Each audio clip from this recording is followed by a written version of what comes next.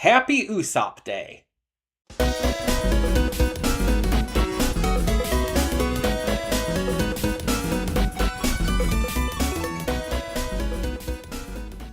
Before we get to today's video, I want to take a moment to talk about Patreon.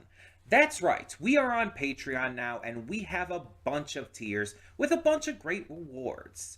You can subscribe and get things like early access to all reactions, depending on your tier, depends on which reactions you get early access to. You can vote on polls exclusive to patrons that will help determine future reaction series and more.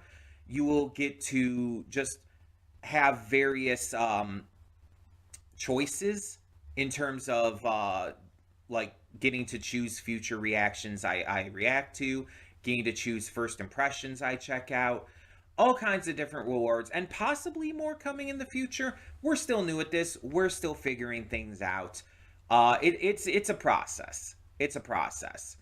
But we have multiple tiers, so whatever you would be able to donate, if you're able and willing to donate, is appreciated. It helps me out, it helps the channel out, it helps us grow. It's going to help just, standardly. It's just something new to check out. Plus, if you like getting the reactions early, that's also a plus. But it is optional. If you're unable to do it, that's completely fine. All reactions will come to YouTube just a little bit later, a week later or so. So, that all being said, thank you as always so much, and let's get on with today's video. And with that being said, hey everyone, welcome to Princess of K. I'm your host Connie, and today we are here with a little bit of a special. This is a first impressions showdown. We're only doing 2 this time, but this showdown is a little special we're doing to celebrate April Fool's Day. That's right. We've done some April Fool's things in the past on this channel, such as reacting to an episode of Bluey and whatnot, but this is, I'm not keeping it a surprise that this is an April Fool's Day thing, and it's not going to be like a prank exactly. It's more in the spirit of what we're going to be watching. So, like I said, we're doing 2 first impressions today. For those of you who are new to the channel and don't know what a first impression is, it is simply a thing we do on the channel where we check out the first episode of a show and determine if it's something I want to continue to react to in the future, something I would rather watch on my own time, or something I'm just not interested in.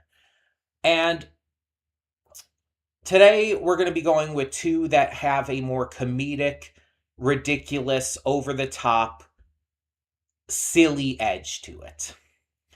And one of them I know a little bit more than the other on. So the one I've heard of a little more is called Rooster Fighter. This is a series that has been hyped up and set up for a little bit now. And it's based off of a manga, and all I really know about it is that the main character is a rooster. And he, goes around basically being a JoJo character. Is, the most needlessly intense, the most needlessly, cool, quote-unquote. And it's, the entire joke is he's basically a shonen protagonist, but he's a chicken, We are going to be doing this in the sub, because as of when I looked on the website I get these from, Anime Pahe, there wasn't I don't know if the dub's not out yet or whatnot, but it wasn't there. I do know that Robbie Daymond is voicing the character in the dub, though, so that's pretty interesting. The other one we're going to be checking out is one I know practically nothing about. It's called You and I Are Polar Opposites, which is one hell of a title. I know it's a romance, a romantic comedy anime, and the reason I'm checking it out is because I was actually told about this one, and I was told that very specifically the dub is fucking hilarious. That it is the silliest thing you will ever watch, and that's why I chose to do it for this. I don't know anything about the story, anything about any characters. All I know, again, it's a romantic comedy, and the dub is apparently, really fucking funny.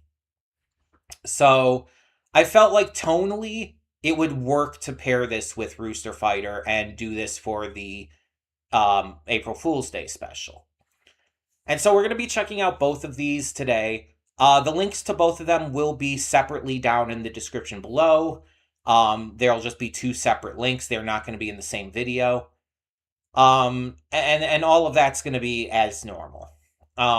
So I think we should just get on with these and see what we have in store. So let's check them out. Hold up just a sec. Before you click that link down in the description below to get to today's video, I want to remind you of all the awesome content we have both on this channel and the Princess of Gaming channel. Let's check it out.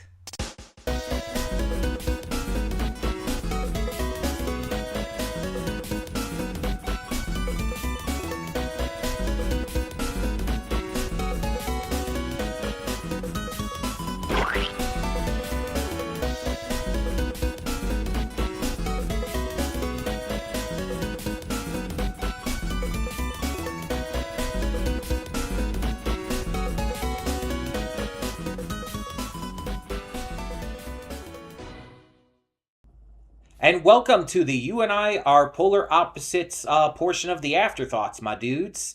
We will begin with spoilers in totally 3, 2, 1, now. And if you thought that was cringe, you probably won't get the humor of this show. Because that seems to be a lot of the humor of You and I Are Polar Opposites.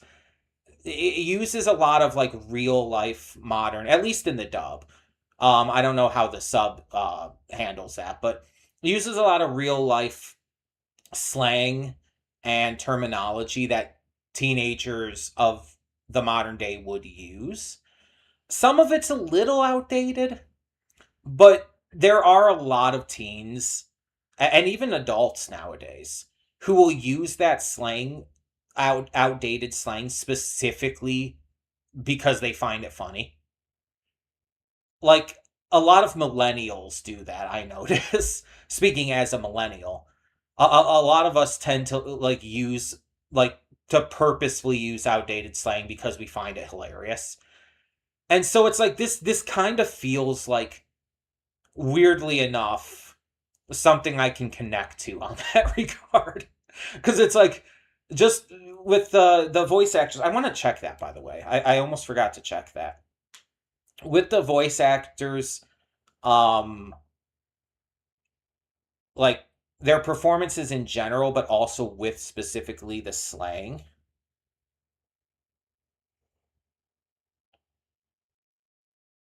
Give me a second here. They just feel like very authentic. Because of how ridiculous it is, because of how silly it is, because of how cringe it is. So Suzuki is voiced by Celeste Perez. I don't know the name. What else are you in? You're in Clevitas Gachiakata. The Red Ranger becomes an adventurer in another world. What the fuck? What even is that? Oh, you're in Honey Lemon Soda. We did a first impression of that one, if I remember right. Zenshu? Oh, you're the Peg Bar in Zenshu? Oh, hell yeah. Well, that's one I definitely know. The 2024 Bartender Glass of God series. Kaiju number 8. Freerin, apparently. Character I don't recognize, so maybe from an episode I hadn't gotten to yet, which I do need to get back to that eventually still. Spy Family. My Dress Up Darling. Dang. She's been in a lot of big name stuff. Oh, she's Charlotte Mash from One Piece, apparently. One of Big Mom's kids. A very minor one, mind you, but still. Tani, by the way, is Brandon Acosta. Now, that name sounds familiar. Apparently, he's in May I Ask for One Final Thing. We did the first episode of that. Also, Honey Lemon Soda. Kaiju number 8. They've been in a few things together, it looks like. Metallic Rouge, we did the first episode of that. Blue Lock. Spy Family. It seems like neither of them have been in like a huge amount though. They're fairly newer VAs, it looks like. Um Kentaro, the blonde kid who I thought was gonna be the love interest at start, is Vanbar Jr. Yeah, I don't know a lot of these voices. The blonde girl, the peppy blonde girl, Manami Watanabe, is Hannah Alia. The more like stoic one, Aoi Sato, is Cassie Owulu. Yeah, I'm not recognizing a lot of these VAs. They must be like newer ones, or maybe just haven't been in a lot of the stuff I watch. That's fascinating to me. Oh, apparently Tyson Reinhardt is in it. I know him. I've met him. He was Daru in Steins Gate.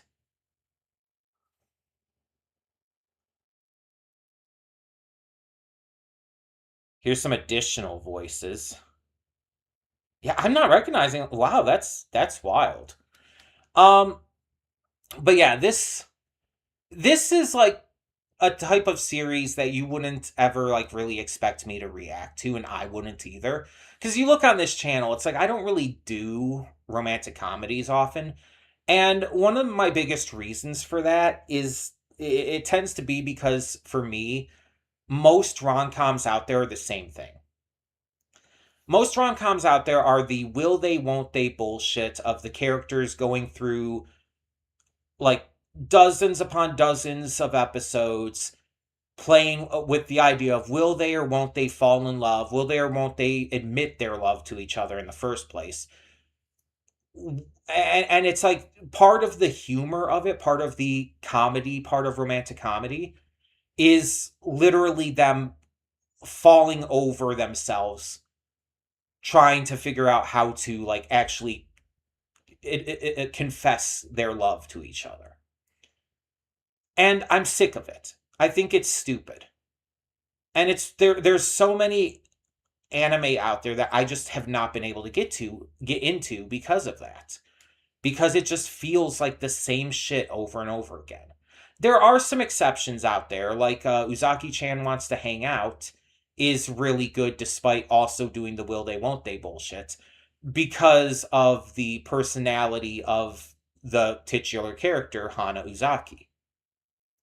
Because she has such a like fun personality, the will they won't they dynamic doesn't bother me as much. Also, the humor in that series is just like really good. I've seen the first season, but I've only seen like the first episode of season 2 when it first came out. And so it's like I eventually do need to get back into that. Um but yeah, most of these shows I don't get into. The one romantic comedy series that I did get into the most is Ore Monogatari, also known as My Love Story. Ore Monogatari, for those who don't know, is a series that centers around Takio Goda, who is a high schooler. Both of the characters are, well, both of those two main love interest characters are high schoolers, because that's what a lot of these tend to be, you know? But he is massive. Like the dude is like 6'5" or something, and he looks like he's a 30-year-old man. And it's part of the joke that his appearance, people say he looks like a gorilla and stuff. The joke is that he looks like this massive mountain of a man. He looks like he's super tough and scary, but he's an absolute sweetheart. He is like the nicest, cutest, most adorable person ever. He's so fucking cute.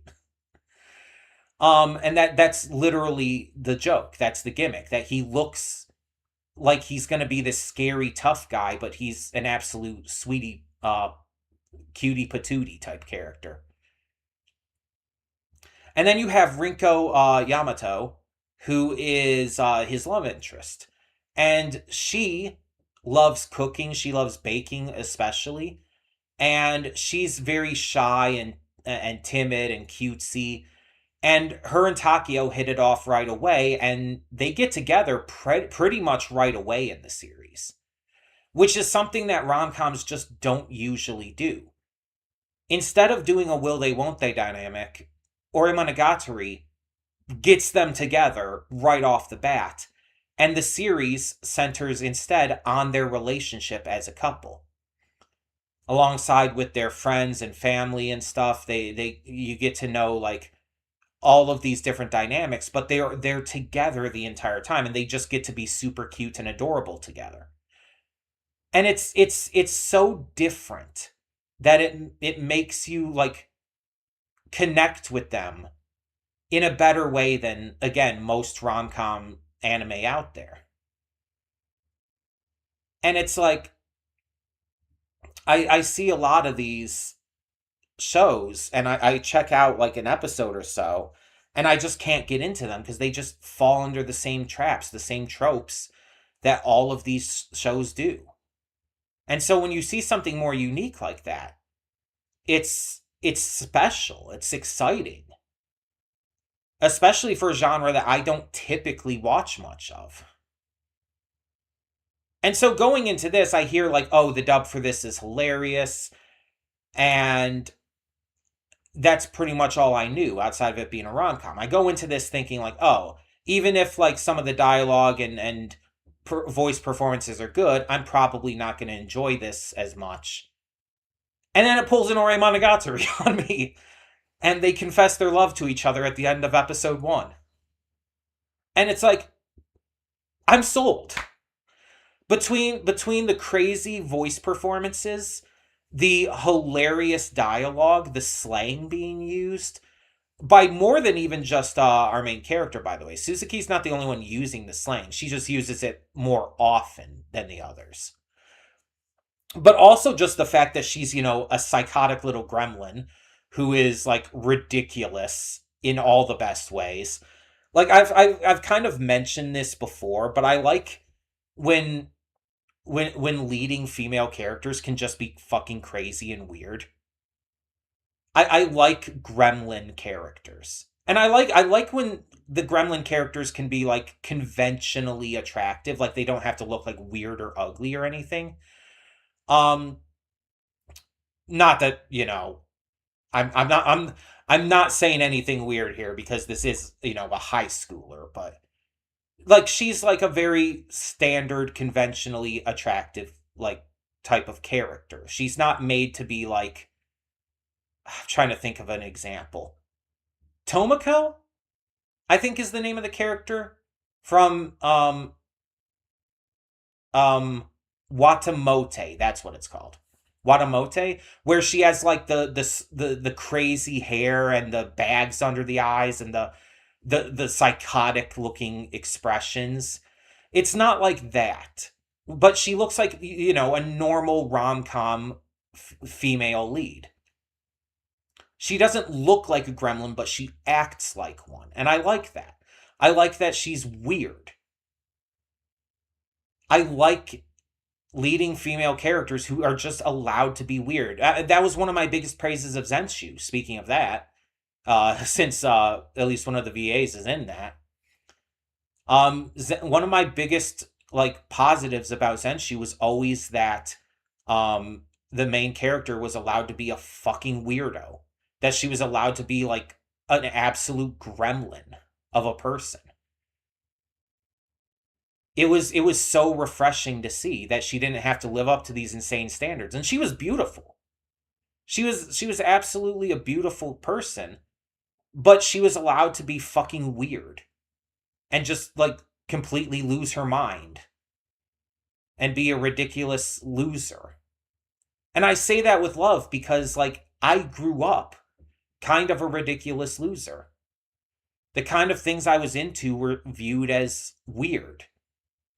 Certain things that I did, and even still do to this day, would be seen like in that same kind of vein. And mind you, I now know, I know now that a lot of that comes from my autism. Like, I'll give you an example. There are times where I will just make weird noises with no explanation. Like I'll literally be walking like throughout the house going just randomly with absolutely no provocation and not even fully realizing I'm doing it. And it's just me being a fucking weirdo kind of subconsciously because I'm autistic and I'm a fucking weirdo. And I've done this my entire life. And again, I know I do it because one, it's been pointed out to me, and two, it's like I will realize when I'm doing it a lot of the time.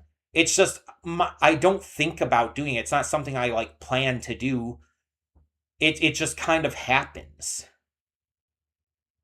And it's not even just noises. I'll even do like weird movements or something. I've literally like walked around the house like doing like T-Rex arms and stuff. I have no idea why. And so when I see like a character in like one of these shows be just fucking weird, it kind of feels like I kind of see a little bit of myself in them.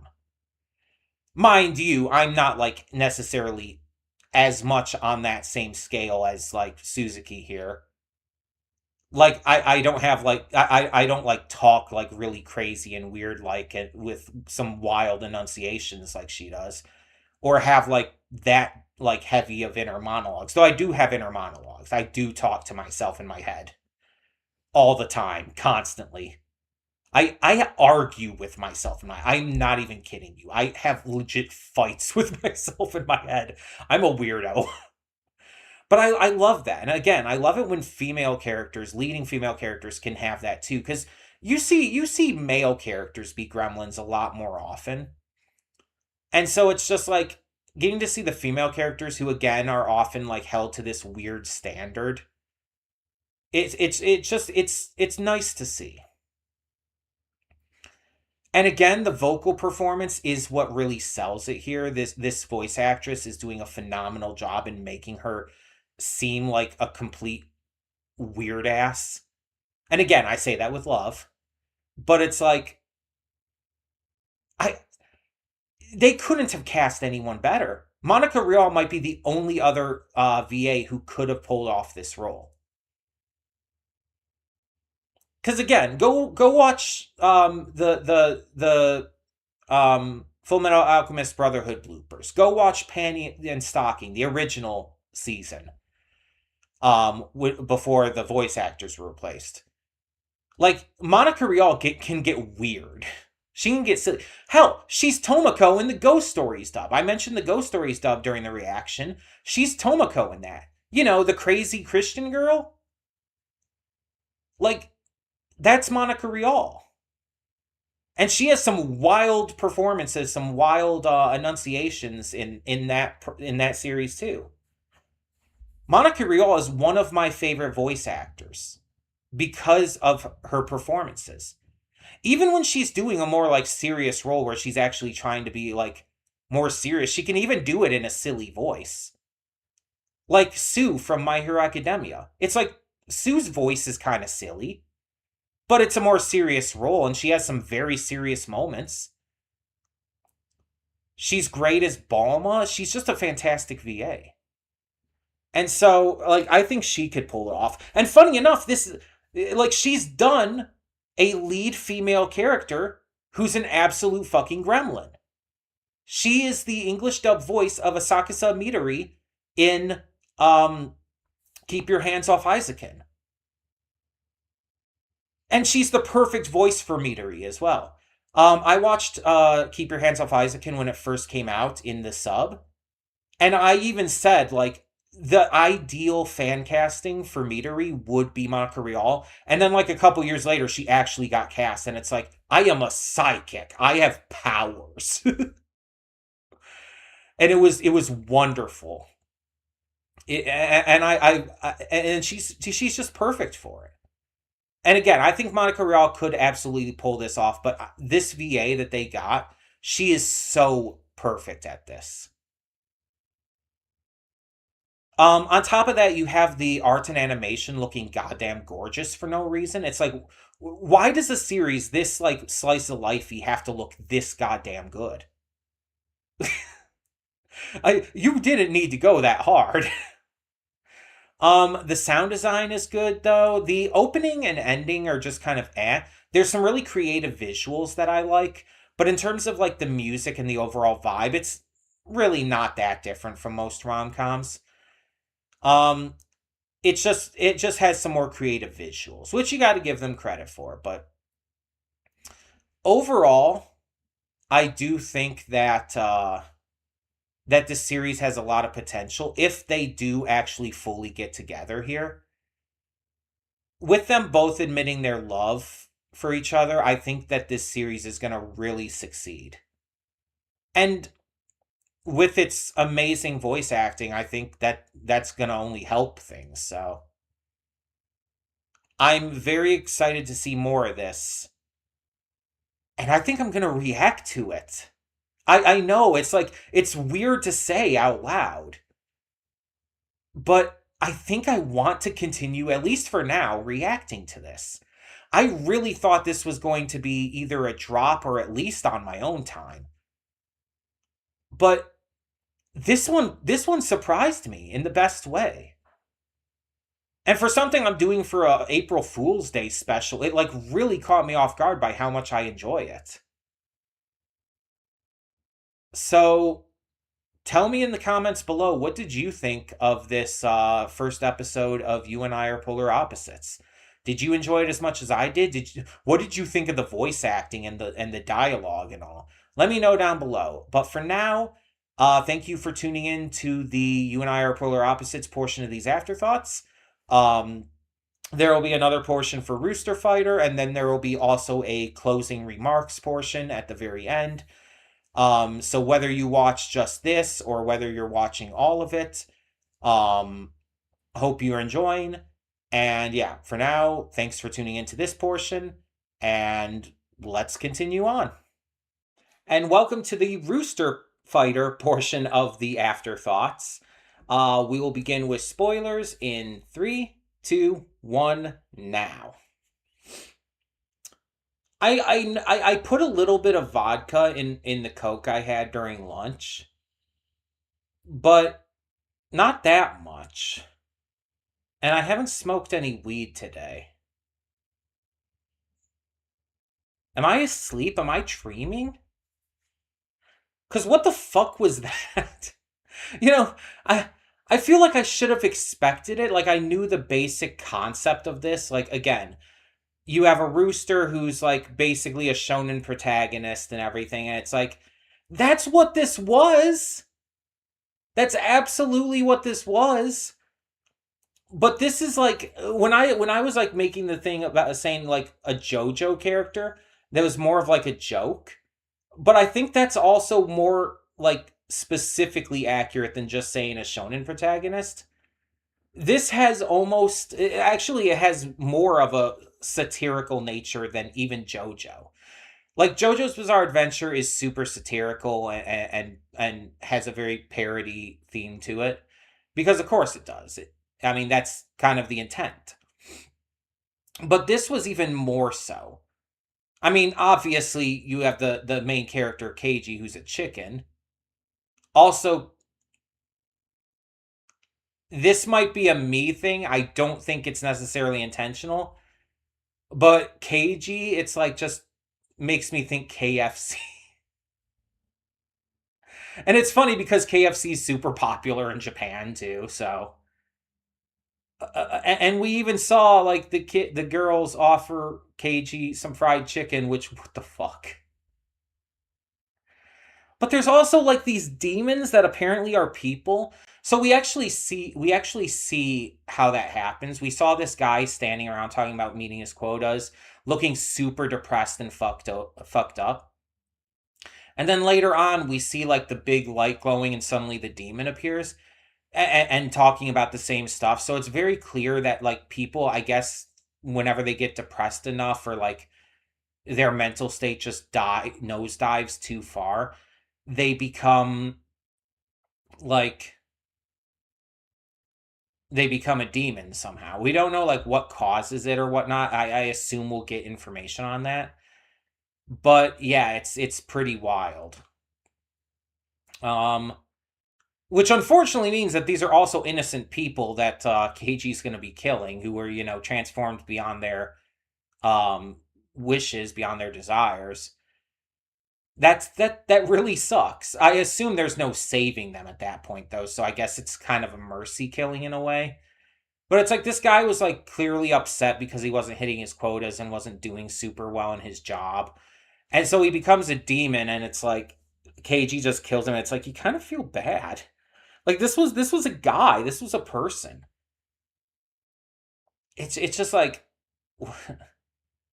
that sucks. And of course he has to have this tragic ass backstory where his little sister and possibly the rest of his family we didn't see, but likely were killed and eaten by this demon, who again, a normal person who was just transformed against their will. And that demon wasn't killed. That demon just got away. So that's fascinating too. KG's looking for that specific one. We've seen that kind of thing before in shonen anime where the protagonist is looking for like a specific enemy that like did something in the past and whatnot. It's not a particularly new trope. um but yeah, it's like that's just like it was crazier than I thought it was going to be. That I think that's the biggest thing. I thought this was going to be pretty wild and pretty silly, but I didn't expect it to be that crazy. I just then you also had the little like sub joke about like him fucking that hen, which by the way, the fact that it was showing that okay, that's what I was wanting to see today. What? And then he's like leaving her and he's like she's like, "Did you just use me?" And he's like, "No, it wasn't anything like that. I was just giving into my animal instincts." Then he ends up going back to her at the end because he felt bad about like making her cry or whatnot. And she's just getting fucked by some other cock. And yes, that pun is very obviously intended. No shit. But it's like, ma'am, you really gave up on him quickly. It's like, what the fuck? Uh, I think the demons are like CG. They look pretty good though. It's not bad CG. I think it's kind of over the top, and there's definitely like a certain vibe to it that feels like it's being done for the joke almost. I don't know how to describe it, but just the way it's animated feels like it's purposefully over the top with it. The opening and the ending are fine. I have no strong feelings one way or the other about them. They exist. But it's just that this was like so much crazier than I could have expected. Also, can other people hear him when he's speaking, or is that just for us? Obviously, like other animals, like the hen could hear him, and I don't know if the demons can understand what he's saying, because like when he's talking to them, he's talking. His beak is moving, so I don't know if that's the implication there, but he also apparently has like a Kamehameha like attack, which is just him screaming. It's literally just him screaming at the top of his lungs, creating a sonic shockwave that blows the demon up. And I can't believe I fucking called the resonance thing with like the shattering of like a glass and all with your voice. It's like I can't believe I was making a joke. You cannot tell me that that's really what's fucking happening here. You can't do that to me. You can't canonize my joke.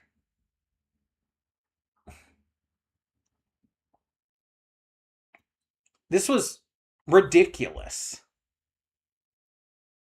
And I enjoyed it, but honestly, I don't know if this is something I would want to react to in the future. This might be something that it's so ridiculous, it's so over the top that it might be just something I would rather watch on my own time and not have to like worry too much about like just being confused the entire time. Cuz my biggest worry with this is that I wouldn't like have enough to say, that I'd just be like really confused and really thrown off and just like maybe be able to talk for like 5 to 10 minutes about it at best. And it's just like I don't know if I'd really want to have that short of afterthoughts for this. It might be better to just watch on my own time and just enjoy it for what it is, like on my own. Kind of like how I'm doing with Tojima Wants to Be a Kamen Rider. Like, I could have absolutely seen myself reacting to something like that, but I'm actually really enjoying just watching it at my own pace. So, I might be doing that with this. I think I'm going to do that with Rooster Fighter as well. I also might check out the dub when I can, when that becomes available. I wouldn't mind hearing Robbie Damon's performance there to see how it compares. But yeah, just overall, this is something I definitely am interested in, but I think I'm gonna watch it on my own time. So let me know in the comments below what your thoughts on this are, and honestly, let's just continue on to the final afterthoughts and like close this out.